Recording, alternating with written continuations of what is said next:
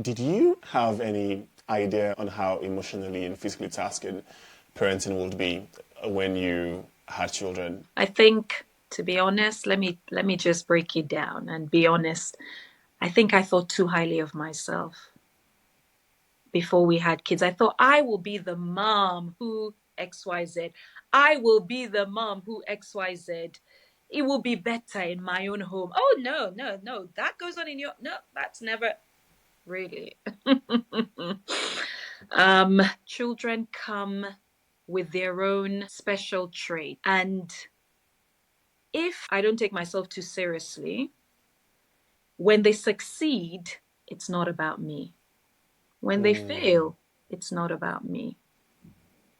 I'm learning to watch and accept them as their own separate entity wow. because it's very easy when they do well and they, first prize in this or they come first in sports.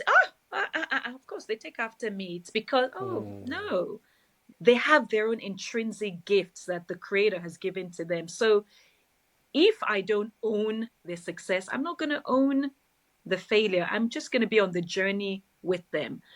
And I think something else I've learned is we say a lot that these children are so lucky to have us as parents. Some parents say that, oh, these kids are so lucky, so fortunate to have us, that we were chosen as their parents.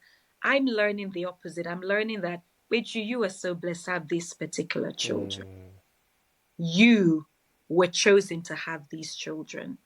When I flip that, then it's a different way of appreciating each of them and what they bring. My children are now preteens, teenagers.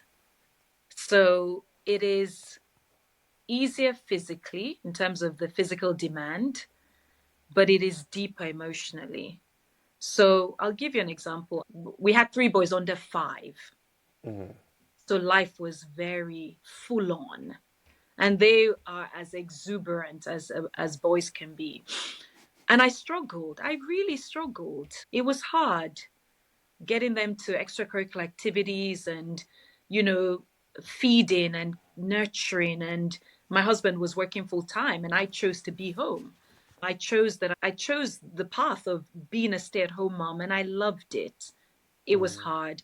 There was a period where it was especially hard and my mom and I spoke on the phone and she could tell I was struggling. I didn't even say, and I tried to cover up, she could tell. She was on a flight to the UK within a few weeks wow. because she said, I'm coming to help you. I'm coming to observe the way you're doing life right now and to help and support and to give you tips if need be. So that was great. I appreciated that. And again, that's the loyalty of my parents. So when they were younger, you can imagine having three under 5 when they were younger. It was a challenge. It was potty training and you're getting one into school and one into nursery and then you have the baby at home and trying to work all of those was difficult. And now they are able to do things, a lot of things for themselves. They cook and they're able to clean and all of that. But emotionally, this season of parenting is deeper. It is what I'm learning is when you get the foundation right, it pays dividends in their Mm, future. And I'm also learning that it's very important to carve out the one-to-one times with each child. Because for me, with three boys, it's easy to, you know, put them together and say, hey, boys, let's do this. And boys, boys. But when mm, I make the time for each one of them, it feels like I'm getting to know a human being afresh. It's really wonderful and it's very important.